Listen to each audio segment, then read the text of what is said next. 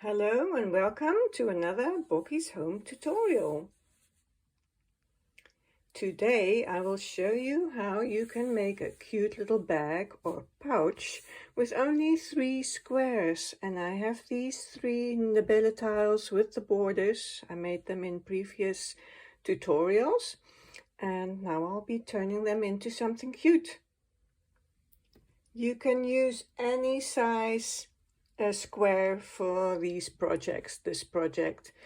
So these squares are a bit bigger because they have the border around them, but you could use just the single square as well.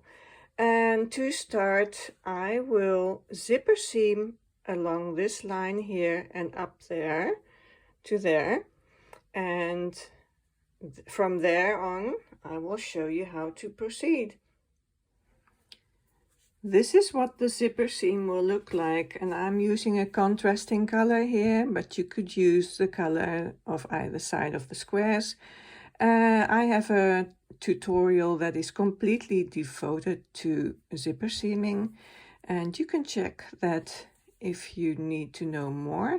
It's just simply inserting your hook in the back loop of the stitch on one side and the back loop of the same stitch on the opposite side and pulling up a loop, and your working yarn will be at the back of your work at all times. So this is how I will be making that zipper seam between all those 3 parts.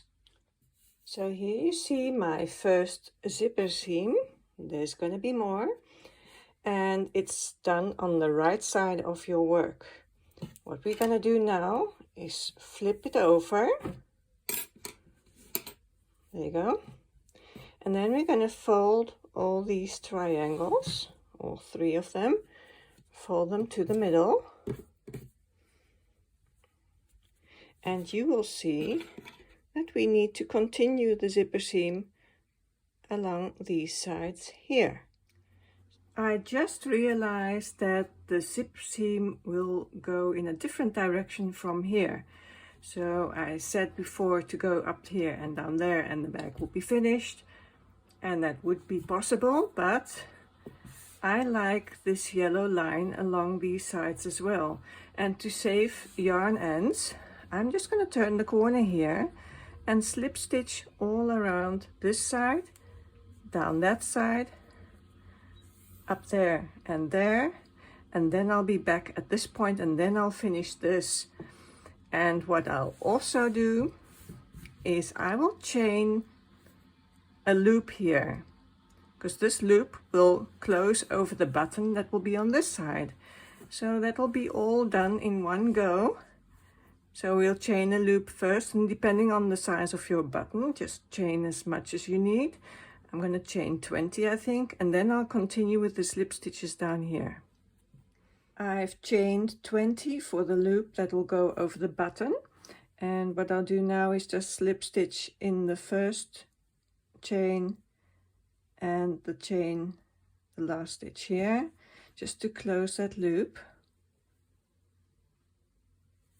And this is the loop that is going to close over the button that will be on the other side. And now, after the loop is made, I'll slip stitch in the back loop of all these stitches of this pointed part here. I'll go up here and down there, and then I'll take the next triangle, and it's just a simple slip stitch in the back loop so that the look on this side of the square will be the same as on this side. Slip stitching along, and I went down this side and I am down at the corner here. And what I will do is slip stitch in this slip stitch as well, just to make the connection there. And then I'll continue with the slip stitch up this next pointed part, this part here. And the slip stitch is done, finished, up this side, down this side. And I have reached this point here where I will connect these 2 parts of the bag. And before I do that, I'm just going to slip stitch around that loop to connect it there, to get it in the middle nicely.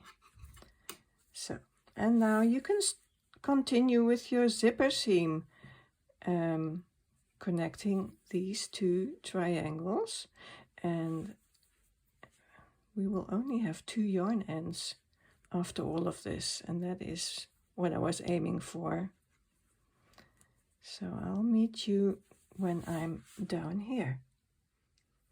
Making these last few zipper stitches can be quite annoying because your finger won't fit under there, but the yarn is still at the back, and I'll just work my way through those last 2, and then it'll be done. 1 more to go. Grab a loop here and a loop there. And normally my finger would be helping at the back there, but it's not now. Then grab the loop, pull it up and out, and then cut your yarn. And I already cut my yarn, so pulling it up and out, and I'll work this one away around that starting stitch there. After that last zipper stitch, I cut my yarn, pulled it up and out, and I'll just work away the yarn and under the loops of the first zipper stitch and back down this last one to the inside of the bag. And on the inside you can work away the yarn ends. Where is it? There you go. And it'll be all neat. So, and that's it. The 3 squares have been attached and folded, and there's a loop added, and actually all you need to do now is add a button and a handle. I will be adding this pink button here, and the loop will close over it. And I might add this leather handle. I'm not sure about that yet. I have made these triangle bags before, and I made these Tunisian crocheted handles on them, like on these 2 bags here. To make the Tunisian crocheted handle on your bag, you will start at either one of these 2 tops of the bag, and there you will start picking up 6 loops at along this line here. About 4 stitches away from the top. That's where I like to start, and that's number 1, and I'll need 5 more. 1, 2, 3, 4, 5. I have 6 stitches in total now, and that's the base for this Tunisian crocheted handle. Before you start the return pass, it is a good idea to mark the front loop here and this yarn, so that on the next forward pass you will find that 6th stitch easier. You'll find this loop easier. And then we can start on the return pass. Return pass is where you lose stitches off your hook. Well, it's more on purpose. And you have 1 loop left at the end of the return pass. Every return pass starts with a chain 1, and then yarn over, pull through 2 loops, yarn over, pull through 2 loops until you have 1 loop left. And this is still not tight yet, so that's why it's a bit loose. You can get that later. And we're ready for the forward pass. The forward pass, insert your hook under this vertical bar here and the horizontal bar there, and pick up a loop. And the forward pass is all about adding loops again on your hook. And you will always have the same number of stitches, number of loops on your hook. So that's 5, and here is number 6. And move that stitch marker up. So around this front leg here and the yarn, and you're ready for the next return pass. I'll show you one more time. Chain 1, yarn over, pull through 2 loops all the way to the beginning. And this is how you are going to make the handle for your bag.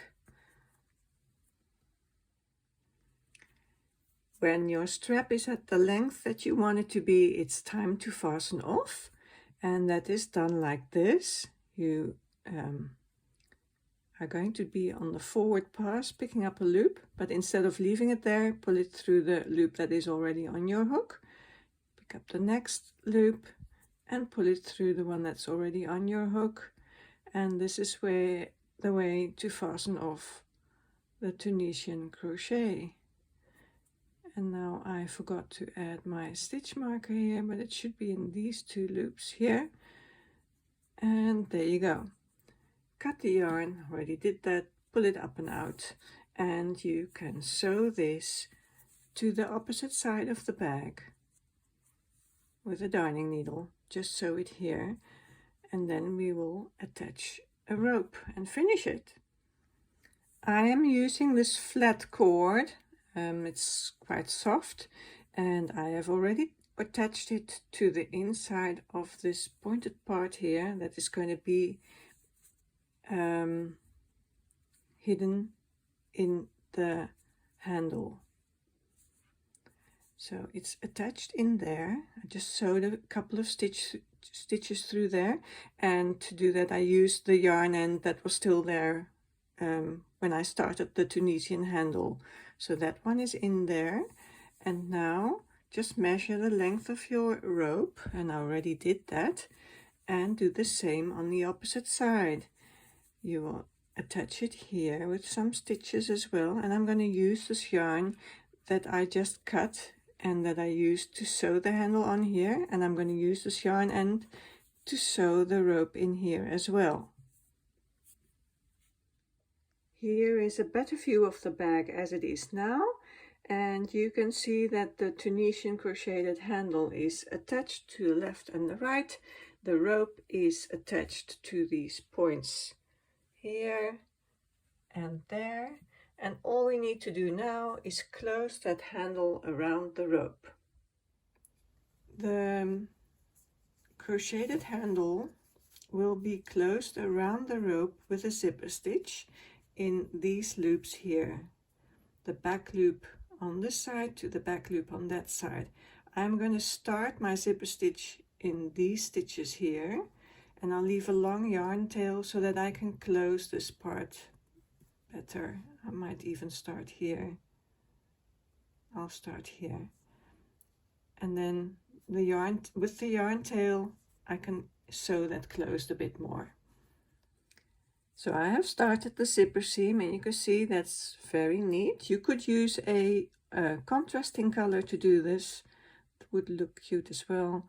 Insert your hook in the back loops of those stitches and pull the yarn up and out. The yarn is on the inside of the handle, the back of your work.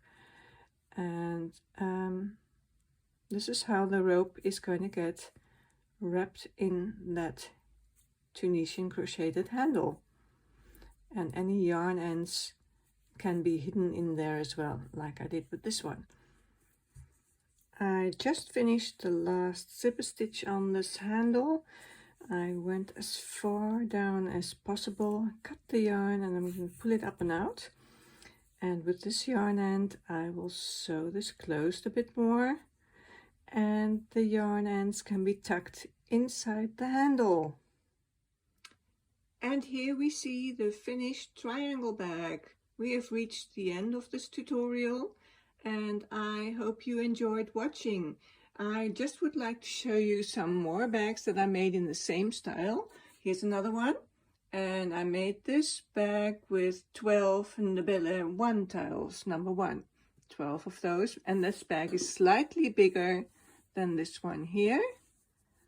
And then I made a tiny cute one with only 3 Nabella tiles, also Nabella number 1, and I think that's cute too. So I just wanted to show you that the possibilities are endless size-wise then. Thank you for watching. If you have any questions, please don't hesitate to ask me, and I will gladly help. Bye bye, see you again next time.